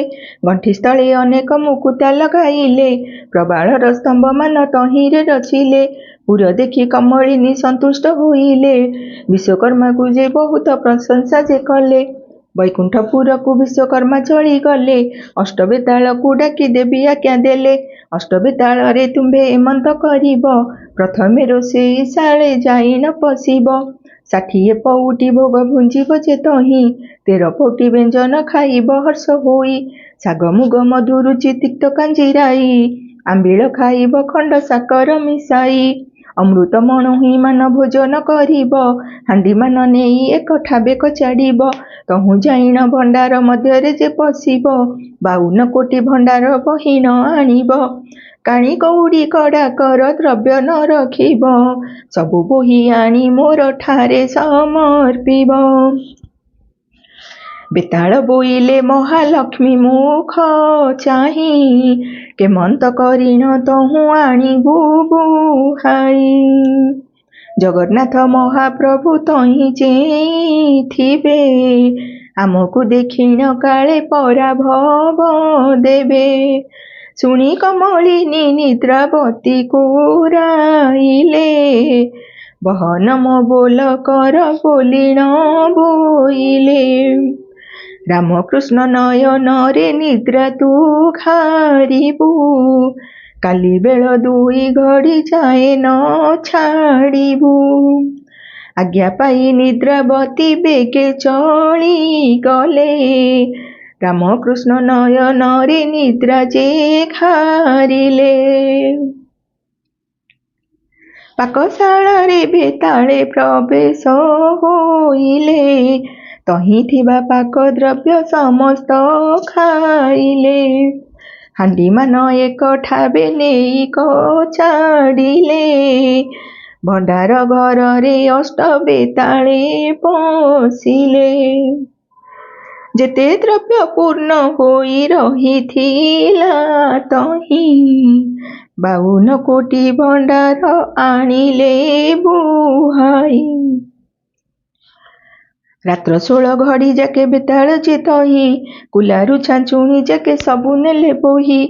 ଦେଖିକରି ମହାଲକ୍ଷ୍ମୀ ସନ୍ତୁଷ୍ଟ ହୋଇଲେ, ତୁମ୍ଭେ ଆଜି ପୁତ୍ରପଣ କରିଲ ବୋଇଲେ। ପ୍ରଶଂସା କରିଣ ମାଏ ବଚନ ଯେ କହି, ସବୁ ଦ୍ରବ୍ୟ ଆଣିଲ ତ ରତ୍ନ ଖଟ କାହିଁ। 5 ଲକ୍ଷ ଟଙ୍କା ମୂଲ୍ୟ ସେ ଖଟ ଅଟଇ, ଯାଅରେ ବେତାଳ ଏବେ ଖଟ ଆଣ ବହି। ଯେତେବେଳେ ଜଗନ୍ନାଥ ଦରିଦ୍ର ହୋଇବେ, ରତ୍ନ ଖଟ ବିକି କରି ଦିନ କଟାଇବେ। ଜଗନ୍ନାଥ ପ୍ରଭୁ ଯେବେ ମତେ ନ ଖୋଜିବେ, ନାରୀଙ୍କୁ ପୁରୁଷମାନେ ଆଉ ନ ଲୋଡ଼ିବେ। ମତେ ଛାଡ଼ି ପ୍ରଭୁ ଯେବେ କରିବେଟି ଘର, କଳି ଯୁଗେ ନାରୀଙ୍କୁ ଯେ ନ ଖୋଜିବେ ନର। ବେତାଳେ ବୋଲୁ ଅଛନ୍ତି ଲକ୍ଷ୍ମୀ ମୁଖ ଚାହିଁ, ରତ୍ନ ଖଟେ ଶୋଇଛନ୍ତି 2 ଗୋଟି ଭାଇ। କୋଟି ସିଂହ ପରାକ୍ରମୀ ପ୍ରଭୁ ବଳରାମ, ପୁଣି ତହିଁ ଶୋଇଛନ୍ତି କାଳିୟ ଗଞ୍ଜନ। 7 ଗୋଟି ପର୍ବତରୁ ଅଟଇ ଯେ ଗରୁ, ନାମ ବହି ଅଛନ୍ତି ଅଟଳ ମହାମେରୁ।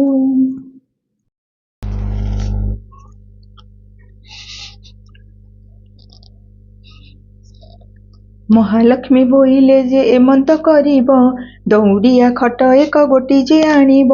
ରାମକୃଷ୍ଣ ଦୁହିଁଙ୍କୁ ଯେ ଗଡ଼ାଇଣ ଦେବ, ଶୋଇବାର ରତ୍ନ ଖଟ ବହିଣ ଆଣିବ। ଏହା ଶୁଣି ବେତାଳ ଯେ ଶୀଘ୍ର ଚଳିଗଲେ, ରତ୍ନ ଖଟ ପାଶେ ଦଉଡ଼ିଆ ଖଟ ଦେଲେ। ବଳରାମଙ୍କୁ ପ୍ରଥମେ ଧଇଲେ କଜାଇ, ଦଉଡ଼ିଆ ଖଟକୁ ଯେ ଦେଲେ ଗଡ଼ିଆଇ। ଏ ଉତ୍ତାରେ ଜଗନ୍ନାଥ ପ୍ରଭୁଙ୍କୁ ଧଇଲେ, ଦଉଡ଼ିଆ ଖଟ ଉପରକୁ ଗଡ଼ାଇଲେ। ଶୋଇବାର ରତ୍ନ ଖଟ ଆଣିଲେ ବହି, ମହାଲକ୍ଷ୍ମୀ ଆଗେ ଦେଲେ ଆନନ୍ଦରେ ନେଇ। ବଳରାମ ପିନ୍ଧିବାର ପାଟ ବହି ନେଲେ, ଜଗନ୍ନାଥ ପିନ୍ଧିବାର ନେତ ଘେନି ଗଲେ। ଦେଖିକରି ମହାଲକ୍ଷ୍ମୀ ସନ୍ତୁଷ୍ଟ ହୋଇଲେ, ଅଷ୍ଟବେତାଳଙ୍କୁ ବର ଯାଚିନ ଯେ ଦେଲେ। ଆରେ ଅଷ୍ଟବେତାଳରେ ଏମନ୍ତ କରିବ, ବୈକୁଣ୍ଠପୁରକୁ ଯାଇ ସୁଖରେ ରହିବ। ଆଜ୍ଞା ପାଇଣ ବେତାଳ ବେଗେ ଚଳିଗଲେ, ବୈକୁଣ୍ଠପୁରରେ ଯାଇ ପ୍ରବେଶ ହୋଇଲେ।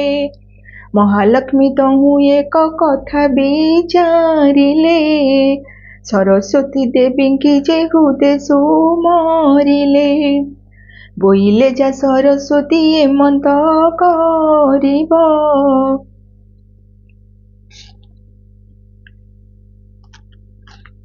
ରାଜ୍ୟ ରାଜ୍ୟ ହୋଇ ଘରେ ଘରେ ବୁଲୁଥିବ। ସର୍ବଦ୍ୱାରେ ଜଗନ୍ନାଥ ବୁଲିବେ କଜାଇ, ସର୍ବକଣ୍ଠେ ସରସ୍ୱତୀ ବିଜେ କର ତୁହି।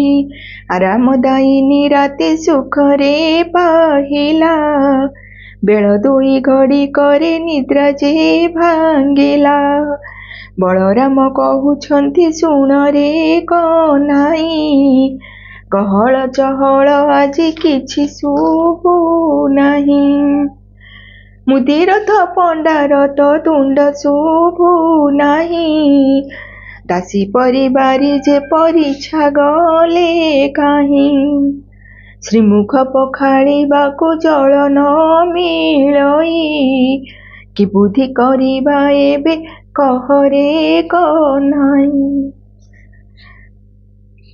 ଜଗନ୍ନାଥ କହୁଛନ୍ତି ଶୁଣ ଜ୍ୟେଷ୍ଠ ଭାଇ, ଲକ୍ଷ୍ମୀ ଛାଡ଼ି ଗଲାରୁ ଯେ ଏମନ୍ତ ହୁଅଇ। ବଳରାମ କହୁଛନ୍ତି ଶୁଣ ରେ କହ୍ନାଇ, ବାଜା ଛାର ଏମନ୍ତକୁ କହୁଅଛୁ ତୁହି।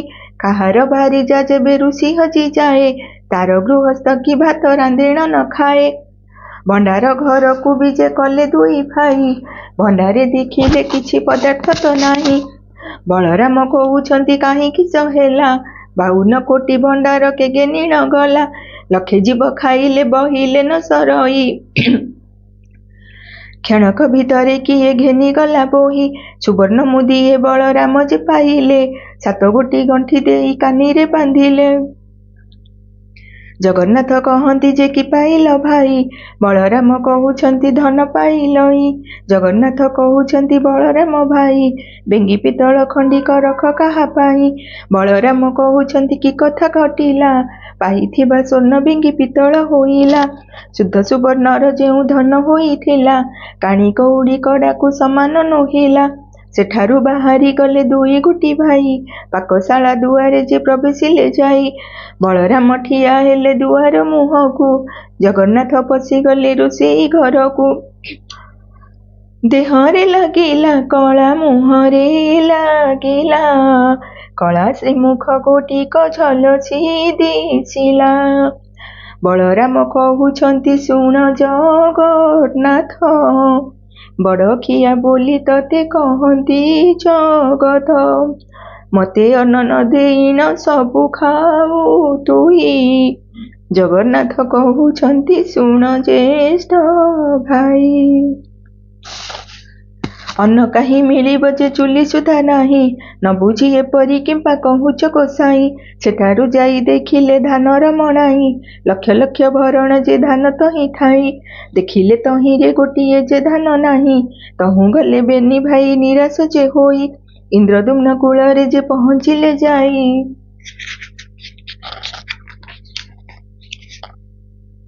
ଟୋପାଏ ସୁଦ୍ଧା ସେ ପାଣି ନ ଦେଖିଲେ ତହିଁ। ବଡ଼ ଦେଉଳରେ ଯାଇ ପ୍ରବେଶ ହୋଇଲେ, ସେହିଦିନ ଉପବାସ କରିଣ ରହିଲେ। ବେଳ 2 ଘଡ଼ିକରେ ନିଦ୍ରା ଯେ ଭାଙ୍ଗିଲା, ମୁଖ୍ୟ ପ୍ରକ୍ଷାଳନ ଅର୍ଥେ ଜଳ ଯେ ନ ମିଳିଲା। କି ବୁଦ୍ଧି କରିବା ଏବେ ବୁଦ୍ଧି ଦିଶୁନାହିଁ, ବଳରାମ କହୁଛନ୍ତି ଶୁଣ ରେ କହ୍ନାଇ। କାଲି ଉପବାସରେ ରହିଲେ ଆମ୍ଭେ ବେନି ଭାଇ, ଆଜି ପାଦେ ଯିବାକୁ ତ ବଳ ପାଉନାହିଁ। କେଉଁଠାରୁ ଯେବେ ଆଜି ନ ମିଳିବ ଅନ୍ନ, କେମନ୍ତ ପ୍ରକାରେ ଆମ୍ଭେ ଧରିବା ଜୀବନ। ବଳରାମ କହୁଛନ୍ତି ଶୁଣ ଆରେ ବାବା, ଦ୍ୱାରେ ଦ୍ୱାରେ ଭିକ୍ଷା କରି ଜୀବନ ପୋଷିବା। କାନ୍ଧରେ ପକାଇ ଛିଣ୍ଡା ଉତରି ପଇତା, ହସ୍ତରେ ଧରିଲେ ଦୁଇ ଭାଇ ଭଙ୍ଗା ଛତା। ଚିତା ଘେନିବାକୁ ଜଳ କାହିଁ ନ ଯା ପାଆନ୍ତି, ଯାହା ଘର ଠାରୁ ପାଣି ମାଗିବାକୁ ଯାନ୍ତି। ଚୋର ଖଣ୍ଟ ବୋଲି ମାରି ଘଉଡ଼ାଇ ଦିଅନ୍ତି, ସେଠାବରୁ ଦୁଇ ଭାଇ ଭୟେ ପଳାନ୍ତି। ଜଗନ୍ନାଥ କହୁଛନ୍ତି ଶୁଣ ଜ୍ୟେଷ୍ଠ ଭାଇ, ବଡ଼ ପଣ୍ଡା ଘରକୁ ହେ ଚାଲ ଏବେ ଯାଇ।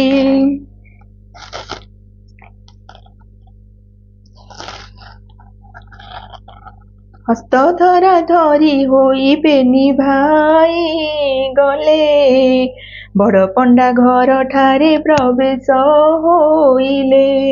ବଧୂ ତାର କହଇ ଯେ ଶାଶୁ ଆଗେ ଯାଇ, ବ୍ରାହ୍ମଣ ଯେ 2 ଗୋଟି ଆସିଛନ୍ତି ଧାଇଁ।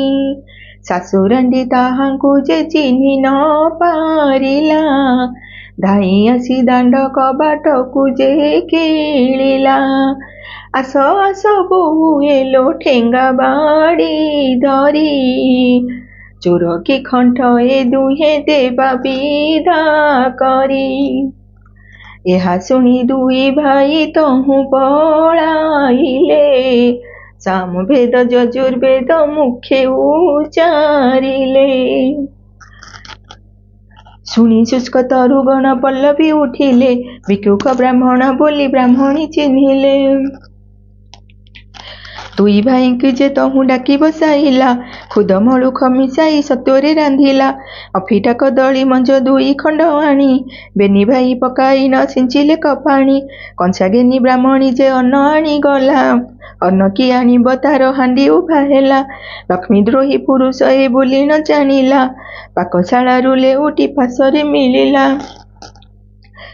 2 ଗୋଟି ଭାଇଙ୍କ ହସ୍ତକୁ ଧଇଲା, କଟୁ କଥା କହି ତାଙ୍କୁ ଦାଣ୍ଡରେ ଛାଡ଼ିଲା। ତହିଁ ଦୁଇ ଜଣ ଯେ ନିରାଶ ହୋଇଗଲେ। କବିର ସାହିରେ ଦୁହେଁ ଯାଇ ପ୍ରବେଶିଲେ। କ୍ଷୁଧାର୍ତ ବ୍ରାହ୍ମଣ ବୋଲି କବିର ଜାଣିଲେ। ଖଇ 4-5 ମାଣ ଆଣି ବେଗେ ଦେଲେ। ଏହା ପୁଣି ଜାଣିଲେ ଯେ ଦେବୀ କମଳିନୀ। ପବନକୁ ଡାକି ଆଜ୍ଞା ଦେଲେ ସେହି କ୍ଷଣି। ଆରେ ପବନ ତୁହି ଯେ ବେଗେ ଚଳି ଯିବୁ। ଖଇ 4-5 ମାଣ ଉଡ଼ାଇ ନ ନେବୁ। ଆଜ୍ଞା ମାତ୍ରେ ପବନ ଯେ ବେଗେ ଚଳିଗଲା। ପ୍ରଭୁଙ୍କ ଆଗରୁ ଖଇ ଉଡ଼ାଇ ନ ନେଲା। ବଳରାମ କହୁଛନ୍ତି ଶୁଣ ରେ କହ୍ନାଇ। ପ୍ରାଣ ଗଲା ବେଳେ ଜାତି କୂଳ ଲୋଡୁ କାହିଁ। ପଦ୍ମ ପୋଖରୀକୁ ଚାଲ ଯିବା ବେନି ଭାଇ।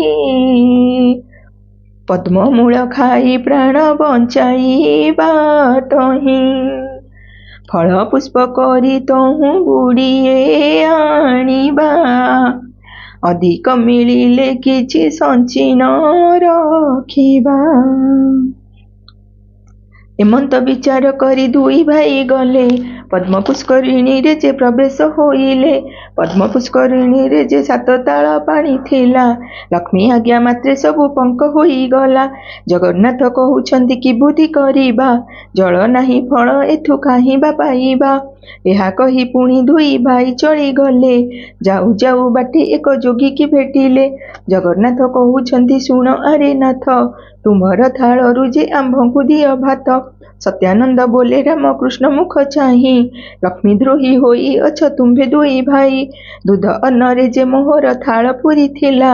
ତୁମ୍ଭେ ମାଗନ୍ତେଣ ଅନ୍ନ ଶୂନ୍ୟ ହୋଇଗଲା। ଅନ୍ନ ଜଳ ନ ମିଳିବ ତୁମ୍ଭଙ୍କୁ ଯେ କାହିଁ। ସମୁଦ୍ର କୂଳକୁ ବେଗେ ଯାଅ ଦୁଇ ଭାଇ। ମୁହିଁ ଯାଇଥିଲି ମୋତେ ଅନ୍ନ ଥିଲେ ଦେଇ। ଖାଇଲେ ବହିଲେ ସେହି ଅନ୍ନ ନ ସରଇ। ଏହି ରୂପେ ସତ୍ୟାନନ୍ଦ ବାଟ କହିଦେଲେ। ଯିବେ ବୋଲି ଦୁଇ ଭାଇ କମର ଭିଡ଼ିଲେ। ହଟି କମଳିନୀ ତହୁଁ ହଟ ଭିଆଇଲେ। ସୂର୍ଯ୍ୟଙ୍କୁ ରାଇଣ ଦେବୀ ବେଗେ ଆଜ୍ଞା ଦେଲେ। ଅତି ଶୀଘ୍ର ଟାଣ ଖରା କର ତୁମ୍ଭେ ଯାଇ।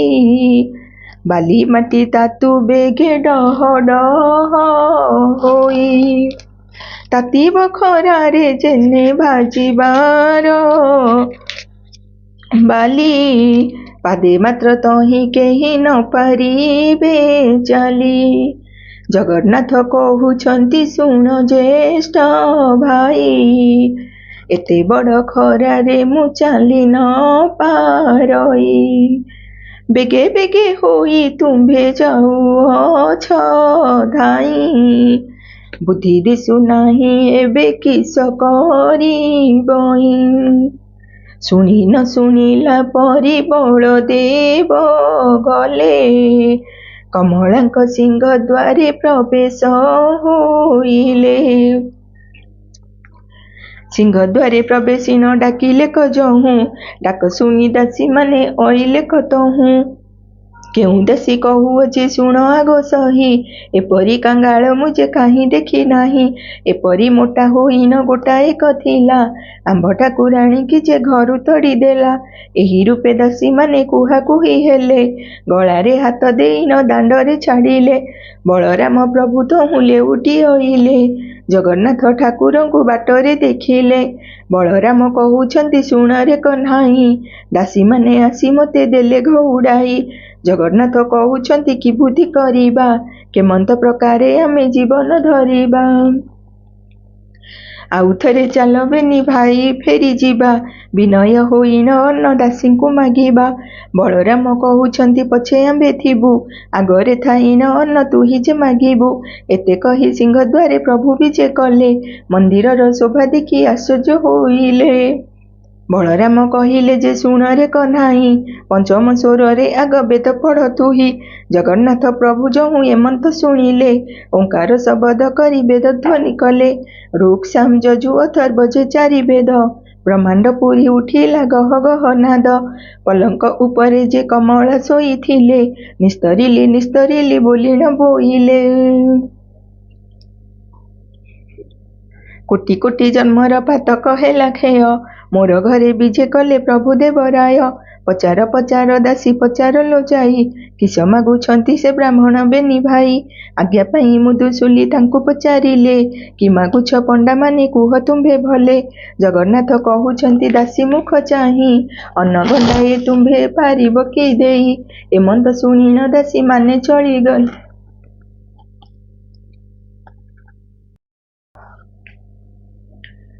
ଜଗନ୍ନାଥ କହୁଛନ୍ତି ଦାସୀ ମୁଖ ଚାହିଁ, ଅନ୍ନ ଗଣ୍ଡାଏ ତୁମ୍ଭେ ପାରିବ କି ଦେଇ।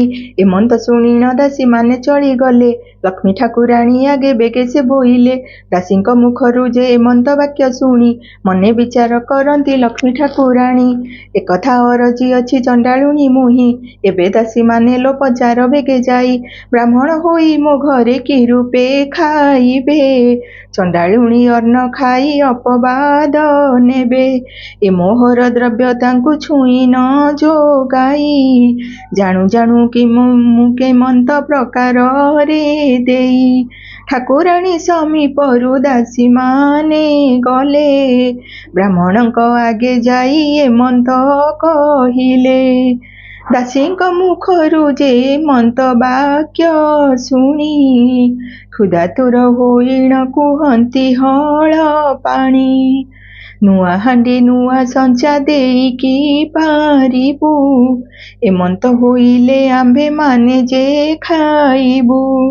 ଦାସୀମାନେ କହନ୍ତି ଲକ୍ଷ୍ମୀଙ୍କ ଆଗେ ଯାଇ, ହାତେ ରାନ୍ଧି ଭୋଜନ କରିବେ ଦୁଇ ଭାଇ।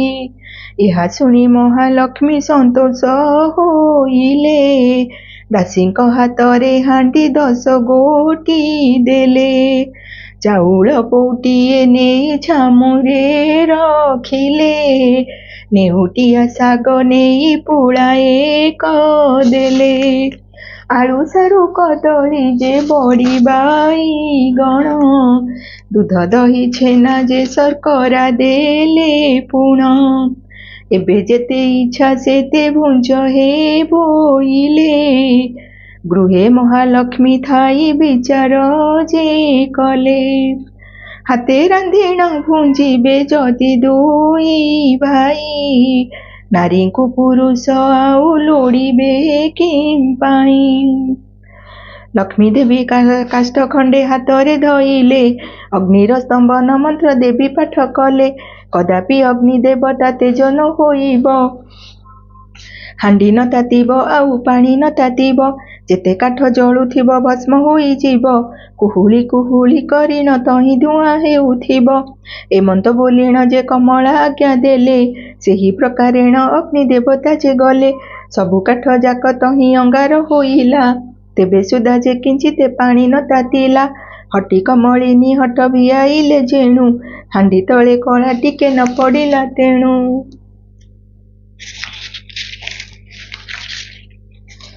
ସୁଗନ୍ଧ ତୈଳ ଦେବୀ ଦେଲେ ପଠିଆଇ, ଦାସୀମାନେ କହୁଛନ୍ତି ବ୍ରାହ୍ମଣଙ୍କୁ ଚାହିଁ। ପାକ ସିଦ୍ଧ ହେଲା କି ନ ହେଲା ହେ ଗୋସାଇଁ, ତୈଳ ଲଗାଇ ସ୍ନାନ କର ବେଗେ ଯାଇ। ଜଗନ୍ନାଥ କହନ୍ତି ଯେ ପାଣି ନ ତାତିଲା, ପାକ କି କରିବୁ ବେଳ ଉଛୁର ହୋଇଲା। ବଳରାମ କହୁଛନ୍ତି ଶୁଣ ରେ କହ୍ନାଇ, ଅନ୍ନ ହୋଇଲା କି ନାହିଁ କହ ବେଗେ ତୁହି। ଜଗନ୍ନାଥ କହୁଛନ୍ତି ଶୁଣ ଆହେ ଭାଇ, ଅନ୍ନ କି ହୋଇବ ଟିକେ ପାଣି ତାତି ନାହିଁ। ବଳରାମ କହୁଛନ୍ତି ରେ ଅଧୁଆ ମୁହାଁ, ରାନ୍ଧି ନ ଜାଣି ତୁ ହୋଇଅଛୁ ରାନ୍ଧୁଣିଆ।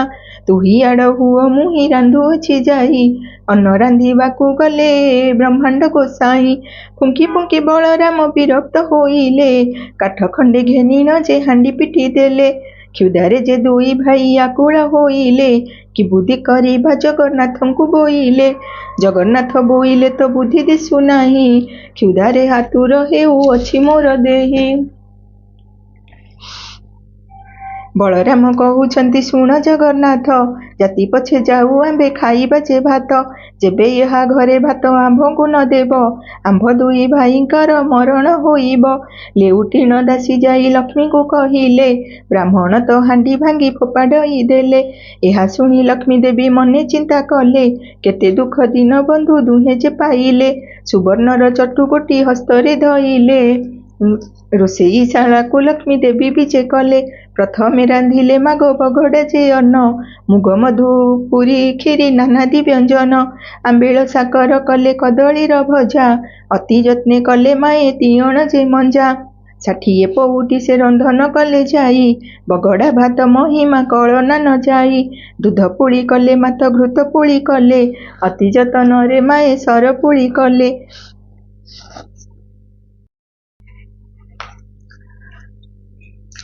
ଯେତେ ଦ୍ରବ୍ୟ ରାନ୍ଧିଛନ୍ତି ବ୍ରାହ୍ମଣଙ୍କୁ ରୁଚି, ବଡ଼ିର ମହୁର କଲେ ପକାଇ ନ ସାଚି। 100 ଆଟିକା ରାନ୍ଧି ଦ୍ରବ୍ୟ ସଜାଡ଼ିଲେ, ଯେ ଯାହା ସ୍ଥାନରେ ଯତ୍ନେ ରଖାଇ ନ ଦେଲେ। କର୍ପୂର ଛେନା ଶର୍କରା ମରିଚ ଗୋଳାଇ, 60 ନଉତି ପଣା ରଖିଲେ କତହିଁ। ଗଙ୍ଗବାଣ ପଇଡ଼ ସଙ୍ଗରେ ଛେନା ପଣା, ଅଦା ମିଶା କରି ସେ ନବାତ ଖଣ୍ଡ ଛେନା। ଲକ୍ଷ୍ମୀଙ୍କର ପାକ ଗୁଣ କେ କହି ପାରିବ, କ୍ଷଣକ ମଧ୍ୟରେ ମାଏ ସଜାଡ଼ିଲେ ସର୍ବ। ସବୁଥିରୁ ଖଣ୍ଡିଏ ଖଣ୍ଡିଏ ରଖିଥିଲେ, ଭୋଜନ ଶେଷକୁ ପୋଡ଼ ପିଠାଏ ରଖିଲେ। ବୋଇଲେ ଦାସୀଙ୍କି କର ଅଙ୍ଗ ମରଦନ, ବ୍ରାହ୍ମଣ ବୋଲିଣ ମନେ ନ ପାଞ୍ଚିବ ବିନ।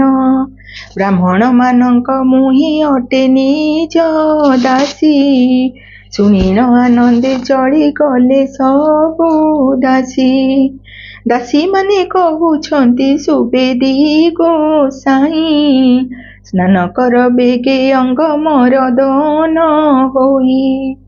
ତହୁଁ ସୁବାସ ଜଳରେ ଦୁହେଁ ସ୍ନାନ କଲେ, ଅଙ୍ଗ ପୋଛିବାକୁ ଗାମୁଛାଏ ଦାସୀ ଦେଲେ। ପିନ୍ଧିବାକୁ ପୀତାମ୍ବରୀ ପାଟ ଆଣିଦେଲେ, ସୁବେଶ ହୋଇଣ ଦୁଇ ଭାଇ ଯେ ବସିଲେ। ବଳରାମ କହୁଛନ୍ତି ଶୁଣରେ କହ୍ନାଇ, ଏମନ୍ତ ପ୍ରକାରେ ମାନ୍ୟ କରେ କିସ ପାଇଁ। ଏହା ଘରେ ପୁରୁଷ ତ ଜଣେ ଦିଶୁ ନାହିଁ, ଶୁଳି ଦେବା ପ୍ରାୟ ଏହି ବିଚାର କରଇ। ଚାଲ ଏବେ ପଳାଇଣ ଏହିଠାରୁ ଯିବା, କ୍ଷଣକ ମଧ୍ୟରେ ଆଉ ପ୍ରାଣ ନ ପାଇବା। ଜଗନ୍ନାଥ କହୁଛନ୍ତି ଜ୍ୟେଷ୍ଠ ଭାଇ ଶୁଣ, ଏ ଘରର କର୍ତ୍ତା ଆଜ ହୋଇବେ ଆପଣ। ବଳରାମ କହୁଛନ୍ତି ଶୁଣରେ କହ୍ନାଇ, ଏମନ୍ତ କହିବା ତୋର ଉଚିତ ନୁହଇ। ଗୃହ ପରିଷ୍କାର ଦେବୀ ସ୍ୱହସ୍ତରେ କଲେ, କନ୍ଧ ଯେ ଚନ୍ଦନ ମାଏ ଛଡ଼ା ପକାଇଲେ। ସୁବର୍ଣ୍ଣର ଥାଳି ସୁବର୍ଣ୍ଣର ଗିନା ଝରି, ହାତ ଧୁଆ ପାଦ ଧୁଆ ସୁସଜ୍ଜିତ କରି। ମଣୋହି କରିବା ବିଧି ଯେମନ୍ତ ବିଆଣ, ସୁବର୍ଣ୍ଣ ପୀଠ ତହିଁ କଲେ ନିର୍ମାଣ। ମହାଲକ୍ଷ୍ମୀ କହୁଛନ୍ତି ଦାସୀ ମୁଖ ଚାହିଁ, ବେଗ କରି ପ୍ରଭୁଙ୍କୁ ଲଗେ ନିଆଁ ସଜାଇ। ଏହା ଶୁଣି ଦାସୀମାନେ ବେଗେ ଚଳିଗଲେ, ବ୍ରାହ୍ମଣଙ୍କ ପାଶେ ଯାଇ ପ୍ରବେଶ ହୋଇଲେ। ବିନୟରେ କହୁଛନ୍ତି ବ୍ରାହ୍ମଣ ଗୋସାଇଁ, ଭୋଜନ କରିବ ଚାଲ ସ୍ଥାନ ଅଛି ହୋଇ। ବଳରାମ କହୁଛନ୍ତି ଶୁଣରେ କହ୍ନାଇ, ନାରୀ ଏ ଜଣେ ପୁରୁଷ କେହି ଏଥି ନାହିଁ। ଭିତରକୁ ଯିବା ଆମ୍ଭେ ଉଚିତ ନୁହଇ, ପତ୍ର 2 ଖଣ୍ଡ ଆଣ ବେଗେ ତୁମେ ଯାଇ। ଜଗନ୍ନାଥ କହୁଛନ୍ତି ଶୁଣ ଭାଇ ତୁମ୍ଭେ, ଏ ଘରର କର୍ତ୍ତା ଆଜ ହୋଇବା ଯେ ଆମ୍ଭେ। କିମ୍ପା ତୁମ୍ଭେ ଭୟ କରୁଅଛ ଜ୍ୟେଷ୍ଠ ଭାଇ, ଦାତା ଦେଉଅଛି ଆମ୍ଭେ ଛାଡ଼ିବା କିମ୍ପାଇଁ। ଭୟେ ବଳରାମ ସେଠା ବରୁ ନ ଉଠନ୍ତି, ହସ୍ତ ଧରି ଘେନିଗଲେ କମଳାଙ୍କ ପତି। ଠାବ ସଞ୍ଚାର ଯେ ବଳରାମ ନ ବସନ୍ତି, ହସ୍ତ ଧରି ବସାଇଲେ ଦେବଶିରୀପତି। କମଳିନୀ କହୁଛନ୍ତି ତୁଳସୀ ବ୍ରାହ୍ମଣୀ, ଦେଢ଼ଶୁର ମୋର ଯେ ଅଟନ୍ତି ହଳପାଣି। ତାହାଙ୍କୁ କେମନ୍ତ ଅନ୍ନ ମୁହିଁ ଦେବି ନେଇ, ଭିତରେ ଥାଇଣ ମୁଁ ଯେ ଦେବଇ ବଢ଼ାଇ। ବଡ଼ ସାନ ବୋଲି ଆଗେ ପଚାରିବୁ ତୁହି, ବଡ଼ଠାରେ ଆଗେ ଅନ୍ନ ପରସିବୁ ନେଇ।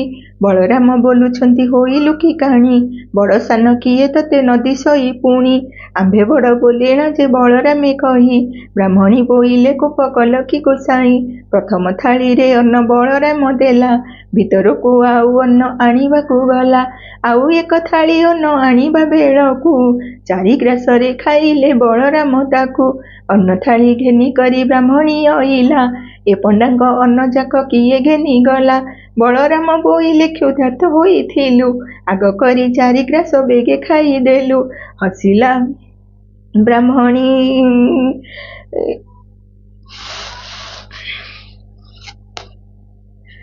ହସିଲା ବ୍ରାହ୍ମଣୀ ଦୁଇ ଭାଇଙ୍କୁ ଅନାଇ, କୁଟୁମ୍ବ ମାରିବା ପ୍ରାୟ ଦିଶୁଚ ଗୋସାଇଁ, ପୁତ୍ର ଭାରି ଜାକି ତୁମ୍ଭ ଦୁହିଁଙ୍କର ନାହିଁ, ପେଟ ଲାଗି ବୁଲୁଅଛ ଦେଶ ଦେଶ ହୋଇ, ସହସ୍ର କାନ୍ଦି କଦଳୀ ରଖିଦେଲେ ନେଇ, 60 ନଉତି ପଣା ବେଗେ ଦେଲେ ଥୋଇ, ଯେଉଁପରି ପ୍ରଭୁଙ୍କର ମନକୁ ରୁଚଇ, ସେହିପରି କମଳିନୀ ଦିଅନ୍ତି ପଠାଇ, ଭୋଜନ ଶେଷକୁ ଯେ ବୋଲନ୍ତି ବଳରାମ, ଲକ୍ଷ୍ମୀଙ୍କ ରାନ୍ଧଣା ପରି ଲାଗୁଛି ଉତ୍ତମ, ଜଗନ୍ନାଥ କହୁଛନ୍ତି ବଳରାମ ଭାଇ, ଲକ୍ଷ୍ମୀ ପରା ବାର୍ଯ୍ୟାକୁ ପାଇବା ଆଉ କାହିଁ, ଲକ୍ଷ୍ମୀଙ୍କୁ ବର୍ଷନା କରିଦେଲେ ଘଉଡ଼ାଇ, ବାହାରି ଗଲେ ସେ ତାଙ୍କ ଇଚ୍ଛା ହେଲା ଜହିଁ, ଏମନ୍ତ ସମୟେ ପୋଡ଼ ପିଠା ଦେଲେ ନେଇ, ଜଗନ୍ନାଥ କହୁଛନ୍ତି ବଳରାମ ଭାଇ,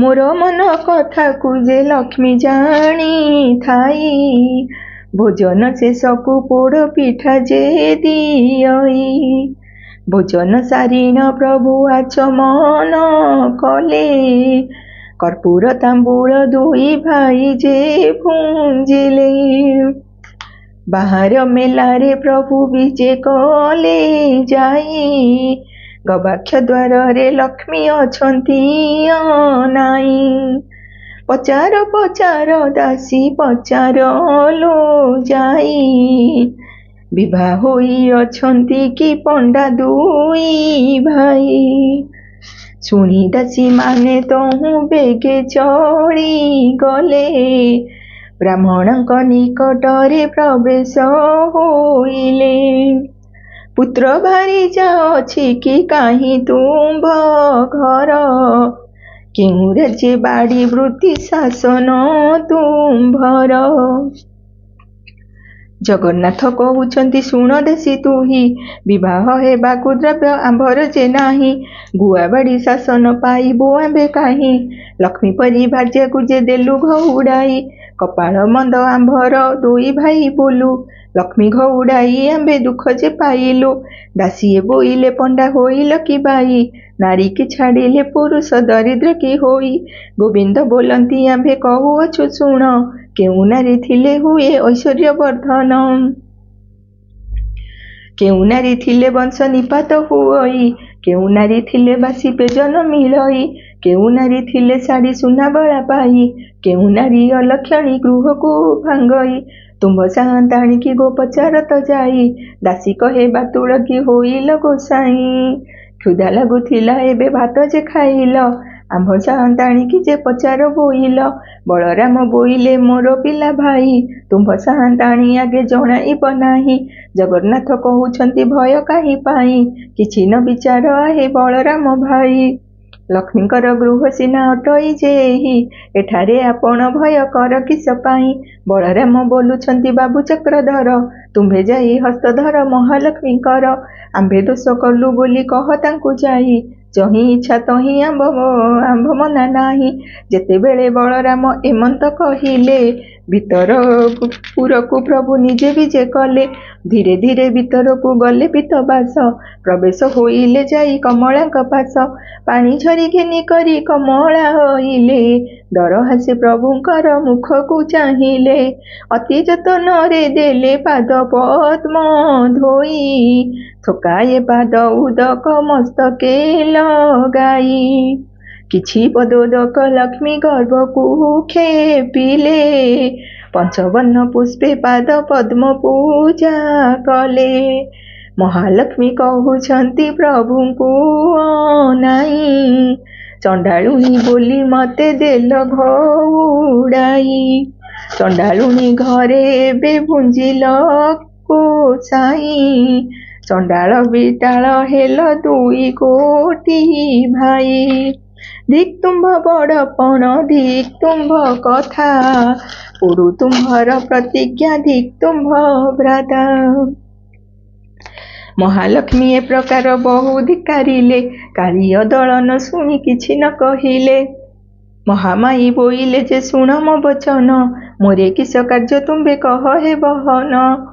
କିଛି କ୍ଷଣ ଉତ୍ତାରେ ବୋଇଲେ ଜଗନ୍ନାଥ, ଏବେ ମନୁମାନ ତେଜ ଜଗତର ମାତ। ଅକାରଣେ ଏତେ କଥା କହ ପ୍ରାଣ ସହି, ଆମ୍ଭର ପ୍ରାର୍ଥନା ଏହି ସଙ୍ଗେ ଯିବା ପାଇଁ। ବଡ଼ ହେଲେ କିସ ହେଲା ଗରବ ଗଞ୍ଜିଲ, ରବି ତଳେ ଯୁଗେ ଯୁଗେ ଯଶ ରଖିଗଲ। ତୁମ୍ଭ ଯୋଗେ ଆମ୍ଭେ କଷ୍ଟ ପାଇଲୁ ବହୁତ, ଆମ୍ଭେ ଭିକ୍ଷା ମାଗିବାର ଜାଣିଲେ ଜଗତ। ତୁମ୍ଭ ଯଶ କୀର୍ତ୍ତି ଏବେ ଜଗତେ ରହିଲା, ଆମ୍ଭଙ୍କୁ ଅନ୍ନ ଦେବାର ଜଗତ ଶୁଣିଲା। ଗୁରୁବାର ଦିନ ଯେ ପୁରାଣ ଶୁଣିବ, ଜନ୍ମ ଜନ୍ମାନ୍ତର ପାପ ତାର କ୍ଷୟ ହେବ। ଲକ୍ଷ୍ମୀ ପୂଜା ଦିନ ଏହା ଯେ ନାରୀ ଗାଇବ, ଇହ ଜନ୍ମେ ପତିବ୍ରତା ବୈକୁଣ୍ଠକୁ ଯିବ।